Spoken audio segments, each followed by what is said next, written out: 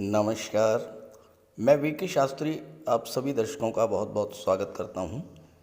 पराक्रम, साहस, शौर्य और ऊर्जा के कारक मंगल, टाइम की पंक्चुअलिटी, अनुशासन के कारक मंगल, देश की आंतरिक एवं बाह्य सुरक्षा में लगे हुए सैन्य बलों के कारक मंगल, मेडिकल, सर्जरी, गेम्स और स्पोर्ट्स के कारक मंगल, टेक्निकल फील्ड, इंजीनियरिंग और फायर रिलेटेड एरियाज़ के कारक मंगल, और साथ ही साथ क्रोध, उग्रता, शत्रुता और एक्सीडेंट्स के कारक मंगल 13 मार्च 2023 प्रातः 4 बजे राशि परिवर्तन कर चुके हैं और अपने प्रबल शत्रु बुध की राशि मिथुन राशि में गोचर कर चुके हैं।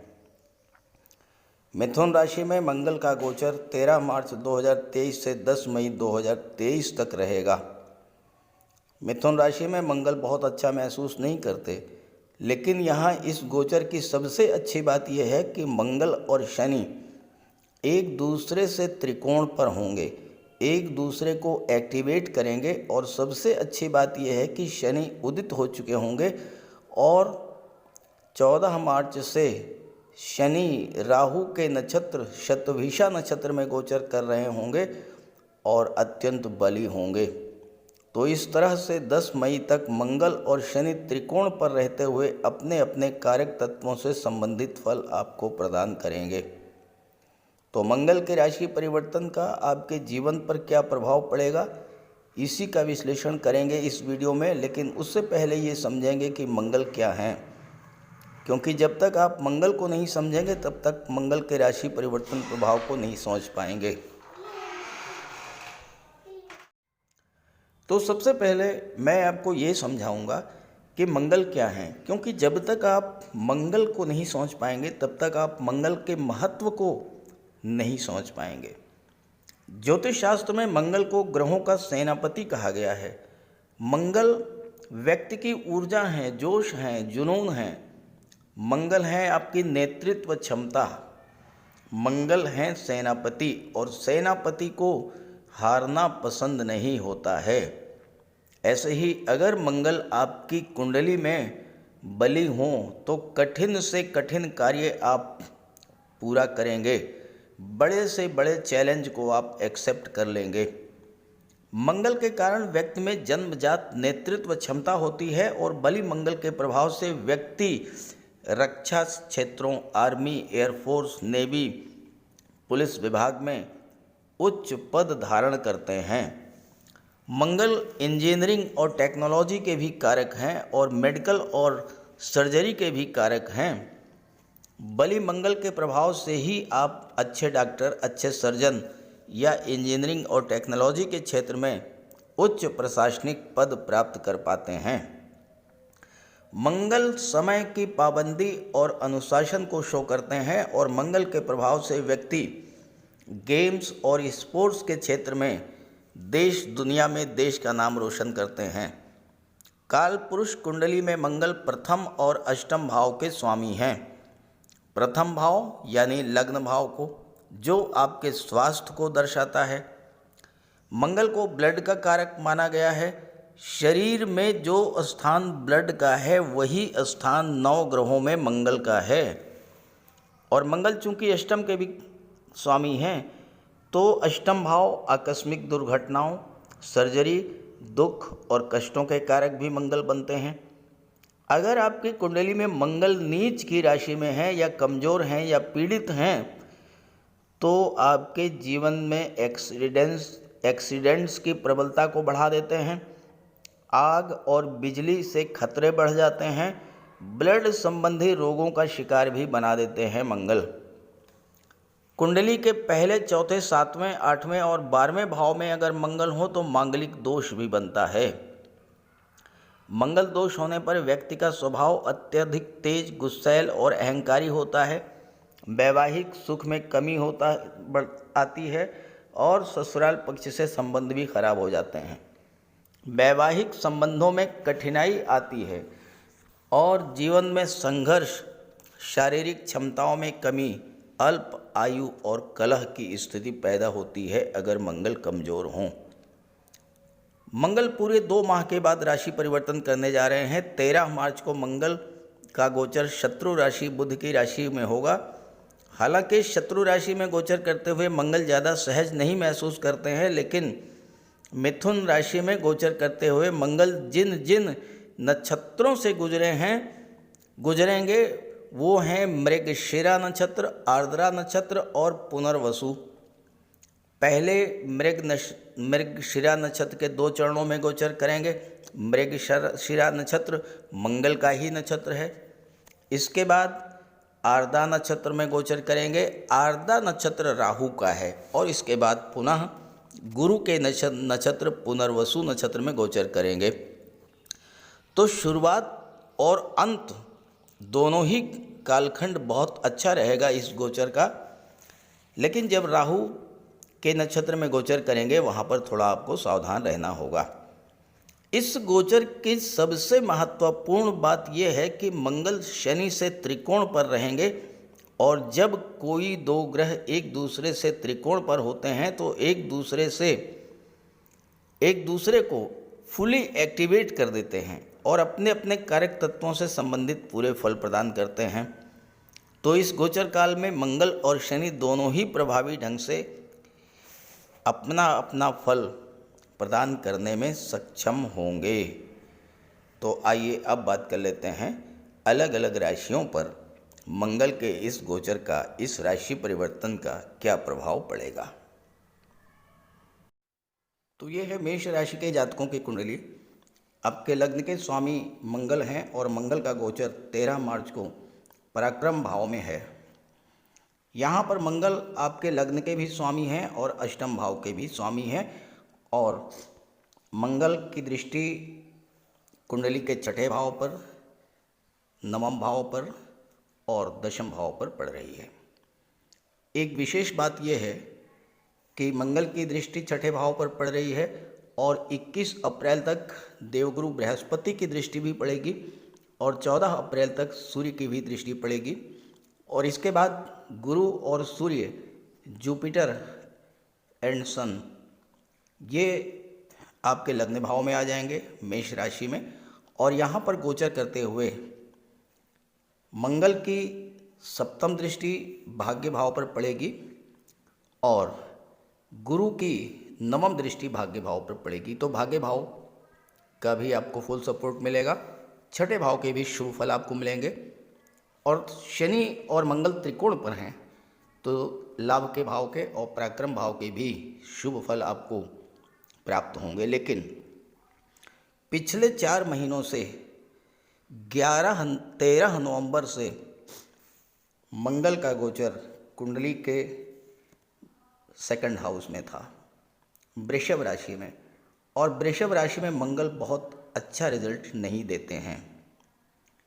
तो पिछले 4 महीनों में आपके जीवन में क्या क्या समस्याएं आई होंगी, किन किन परेशानियों से आपको गुजरना पड़ा होगा, पहले इस पर चर्चा कर लेते हैं। क्योंकि पास्ट में बीते समय में जो कुछ आपके साथ घटित हुआ है उसी से शिक्षा लेकर के आप अपने जीवन में सुधार करते हैं। देखिए, मंगल जब स्वराशि, मित्र राशि या उच्च की राशि में होते हैं तो अपना सर्वश्रेष्ठ फल प्रदान करते हैं। पिछले 4 महीनों में मंगल का गोचर शुक्र की राशि में था और शुक्र राशि में गोचर करते हुए मंगल वक्री हुए और वक्री से फिर मार्गी हुए। अब अगर आपकी जन्म कुंडली में मंगल मजबूत स्थिति में है तो आप पर मंगल का कोई विशेष अशुभ प्रभाव नहीं पड़ा होगा।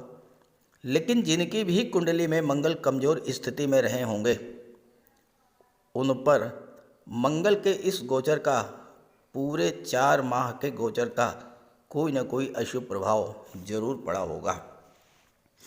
मंगल आपके साहस और ऊर्जा को शो करते हैं, लेकिन जब मंगल कमज़ोर होते हैं तो व्यक्ति को कमज़ोर बना देते हैं। व्यक्ति जब अपने आप को कमज़ोर स्थिति में पाता है तो क्रोध बहुत आता है और क्रोध के कारण वाणी में कटुता और उग्रता बढ़ती है, झगड़े बढ़ते हैं, विवाद होते हैं और कोर्ट कचहरी की भी नौबत आ जाती है। मंगल सेकंड हाउस में है जो कि वाणी का भाव होता है।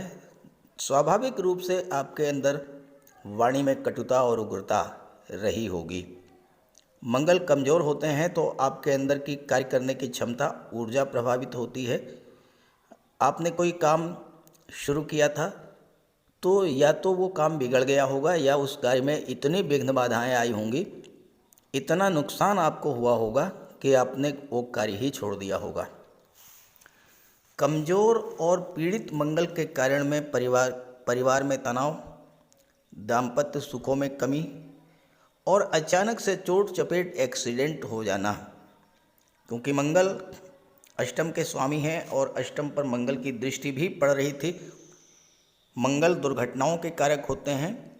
अष्टम भाव आकस्मिक घटनाओं का होता है, तो हो सकता है कि कोई चोट चपेट की घटना भी आपके साथ घटित हुई हो। इसके अलावा हाई ब्लड प्रेशर, बार बार बुखार आना, गुर्दे में पथरी, ये समस्याएं भी आई होंगी आपके साथ। इसके अलावा मंगल कमज़ोर होने पर गर्भवती माताओं को विशेष कष्टकारी होते हैं। हालांकि सबके साथ ऐसा नहीं हुआ होगा, लेकिन जिनकी कुंडली में मंगल कमज़ोर स्थिति में, पीड़ित स्थिति में रहे होंगे, उनके साथ कुछ न कुछ घटित हुआ होगा। और अगर ऐसा हुआ हो तो कमेंट करके ज़रूर बताइएगा, ताकि आपके साथियों को भी, मित्रों को भी ये जानकारी मिल सके। अब मंगल 13 मार्च को पराक्रम भाव में आ चुके हैं, तो इसके प्रभाव के बारे में बात करते हैं। 13 मार्च से आपके लग्न के स्वामी मंगल कुंडली के तीसरे भाव में गोचर कर रहे हैं और 10 मई तक तीसरे भाव में ही गोचर करेंगे। तीसरा भाव मंगल का पक्का घर होता है। तीसरे भाव में मंगल को कारकत्व प्राप्त है, क्योंकि मंगल है पराक्रम पुरुषार्थ के कारक। तीसरा भाव भी पराक्रम पुरुषार्थ को शो करता है, इसलिए मंगल तीसरे भाव में बहुत अच्छा रिजल्ट देते हैं। आपके अंदर ऊर्जा और उमंग का संचार करेंगे। नए जोश, नए उत्साह के साथ आप कार्य क्षेत्र में आगे बढ़ेंगे। मंगल आपके कॉन्फिडेंस लेवल को बढ़ा देंगे। कुछ मामलों में आप त्वरित निर्णय लेने में भी सक्षम होंगे, खास करके कार्य, व्यवसाय और नौकरी को लेकर आप कोई स्पष्ट निर्णय ले पाएंगे, क्योंकि मंगल की दृष्टि छठे भाव पर भी है और मंगल की दृष्टि दशम भाव पर भी है, जहां से आपके कार्य क्षेत्र का विचार किया जाता है। नए नए आइडियाज़ आपके मन में आएंगे। कार्यस्थल पर आप बहुत अधिक एनर्जेटिक और डायनेमिक फील करेंगे। कोई नई नौकरी या नौकरी में परिवर्तन कर सकते हैं, क्योंकि तीसरा भाव परिवर्तन का होता है। नौकरी और व्यवसाय को लेकर आप जो भी फैसले लेंगे, भविष्य में आपको उससे लाभ मिलेगा। मंगल की दृष्टि छठे भाव पर पड़ रही है और 21 अप्रैल तक गुरु की दृष्टि भी छठे भाव पर पड़ेगी और सूर्य की दृष्टि भी छठे भाव पर पड़ेगी। छठा भाव कंपटीशंस का होता है, नौकरी का होता है। पंचम भाव शिक्षा प्रतियोगिता का होता है और आपकी कुंडली में पंचम भाव के स्वामी स्वयं भगवान भुवन भास्कर सूर्यदेव हैं।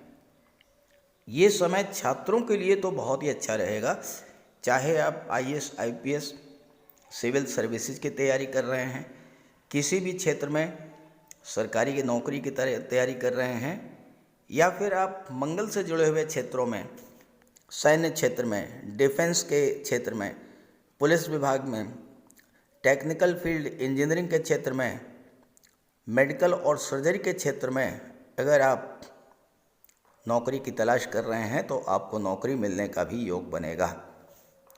चूँकि 12वें भाव में गुरु और सूर्य का गोचर है, आपको विदेश जा कर के भी कार्य करने का अवसर मिलेगा, खास करके गेम्स और स्पोर्ट्स के क्षेत्र में या फिर मेडिकल और सर्जरी के क्षेत्र में।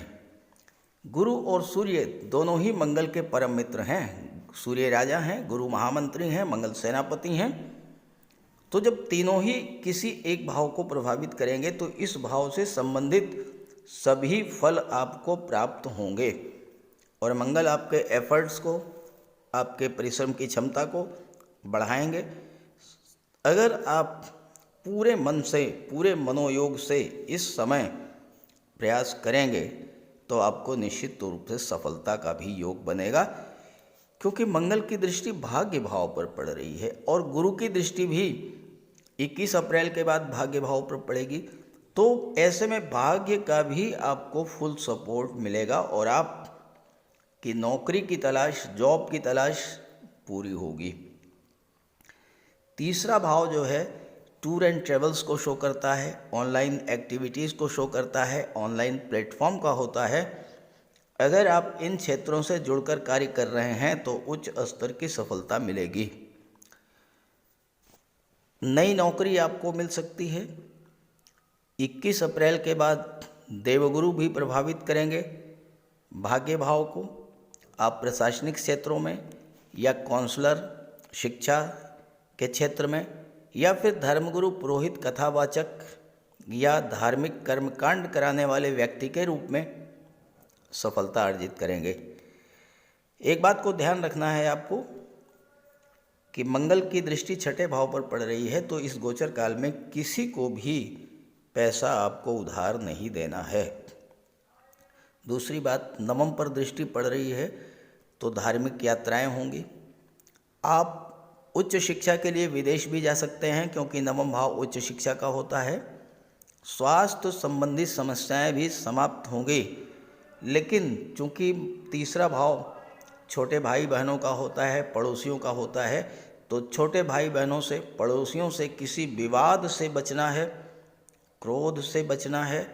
और चूंकि अष्टम के स्वामी हैं तो वाहन चलाते समय विशेष सावधानी रखना है।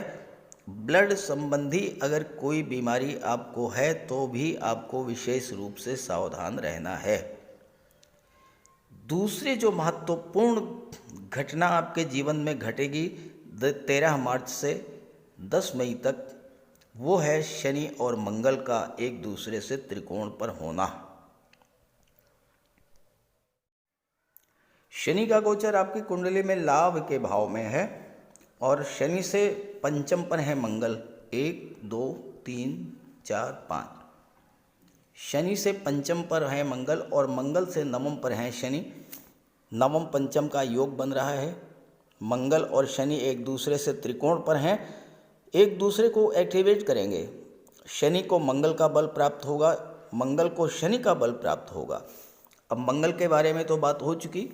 शनि लाभ के भाव में है। 11वां भाव जो होता है आपके लाभ का, आपके गेन्स का होता है और यहाँ शनि कई गुना अधिक बलवान होंगे, क्योंकि एक तो मंगल का बल, दूसरे 14 मार्च से शनि शतविषा नक्षत्र में, राहु के नक्षत्र में गोचर करेंगे, तो बहुत ही बलवान स्थिति में होंगे। आपके आय के साधनों में वृद्धि करेंगे शनि। एक से अधिक साधनों से आपको लाभ होगा। चूँकि शनि दशम के भी स्वामी हैं, तो इस गोचर काल में आपको अपने एफर्ट्स का, अपने प्रयासों का पूरा लाभ मिलेगा। नई नौकरी, नए व्यापार के अवसर मिलेंगे।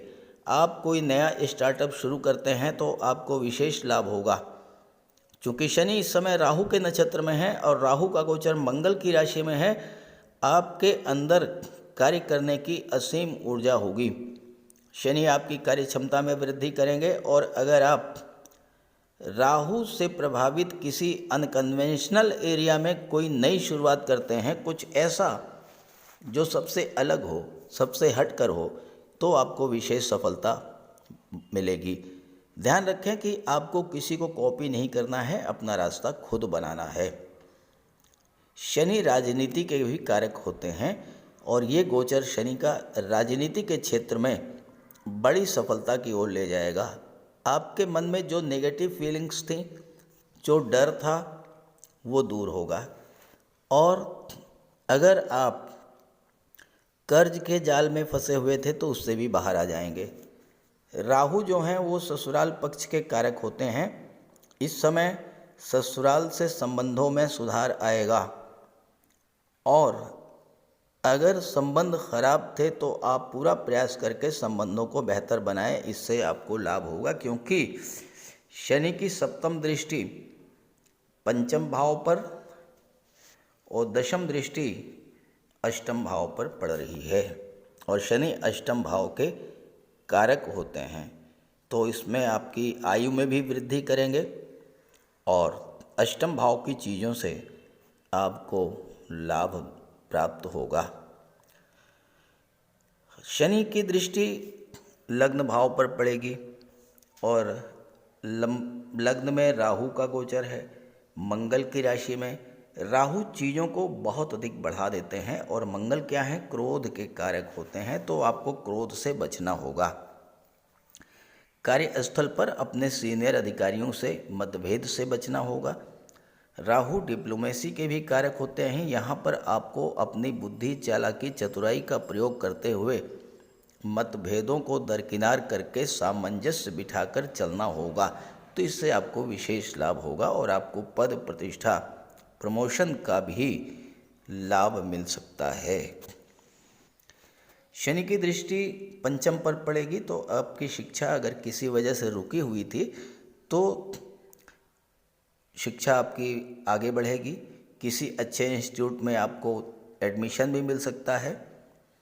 और चूँकि पंचम भाव लव रिलेशंस का भी होता है और राहु की दृष्टि पंचम भाव पर पड़ेगी, तो राहु के प्रभाव से इस समय आप लव रिलेशंस में डीप अटैचमेंट फील करेंगे। साथ ही साथ आप किसी मनोरंजन स्थान पर घूमने भी जा सकते हैं। पंचम भाव क्रिएटिविटी का होता है और आप कुछ नया खोजने का प्रयास करेंगे, कुछ ऐसा जो लोगों को आश्चर्यचकित कर दे और आपको उसका भरपूर लाभ मिलेगा। अब आप एक चीज़ ये प्रश्न कर सकते हैं कि मैं मंगल पर बात कर रहा हूँ तो फिर शनि पर चर्चा क्यों, राहु पर चर्चा क्यों, गुरु और सूर्य पर चर्चा क्यों? तो इसलिए चर्चा जरूरी है कि केवल मंगल ही आपके जीवन को प्रभावित नहीं करेंगे, बल्कि मंगल के साथ और भी जो ग्रह जुड़े हुए हैं उनका भी प्रभाव आप पर पड़ेगा, तो इसलिए समग्र रूप से विश्लेषण करना जरूरी हो जाता है। अब इस गोचर का पूरा लाभ आपको मिले, इसके लिए आप मंगल का उपाय भी करें। तो बात करते हैं मंगल के उपायों पर। मंगल का सबसे बड़ा उपाय है बजरंगबली की उपासना करना। आप बजरंगबली की उपासना कीजिए, बजरंगबली के मंदिर में जाइए, उनके चरणों का सिंदूर अपने मस्तक पर धारण कीजिए, साथ ही साथ हनुमान चालीसा का पाठ कीजिए, बजरंग बाण का पाठ कीजिए। मंगलवार के दिन अगर आप व्रत रख सकें तो मंगलवार का व्रत रखिए। साथ ही साथ हनुमान जी को चोला चढ़ाइए। मंगलवार के दिन स्नान करने के जल में लाल चंदन या लाल पुष्प डालकर स्नान करें। स्नान करने के बाद लाल रंग के वस्त्र धारण करें। अगर नहीं कर सकते हैं लाल रंग के वस्त्र धारण, तो कम से कम एक लाल रुमाल अपनी जेब में जरूर रखें। मंगलवार के दिन मंदिर में जाएं, बजरंगबली के लड्डू का भोग लगाएं और गरीबों में बांट दें। घर की दक्षिण पश्चिम दीवार पर उड़ते हुए हनुमान जी का चित्र लगाएं। साथ ही साथ गरीबों में लाल वस्त्र, मसूर, गुड़, लाल चंदन, मिठाई, लड्डू, बताशे, रेवड़ी ये सब बांटिए। मस्तक पर लाल चंदन का टीका लगाएं या हनुमान जी के चरणों का सिंदूर लगाएं। मंगलवार के दिन बंदरों को गुड़ और चना खिलाएं।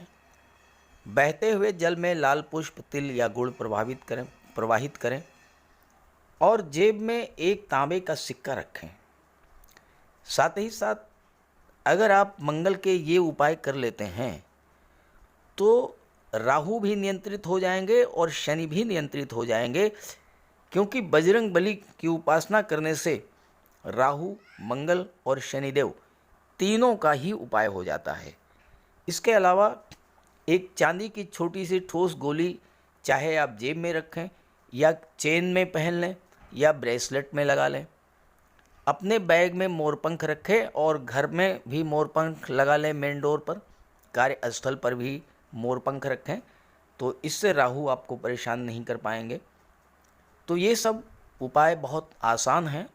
सुंदरकांड का पाठ कीजिए, बजरंग बाण का पाठ कीजिए, हनुमान चालीसा का पाठ कीजिए। ऐसा कोई उपाय नहीं है जो आप नहीं कर सकते, और आप इन उपायों को कीजिए, फिर देखिए आपको कितना बड़ा लाभ मिलता है। नमस्कार।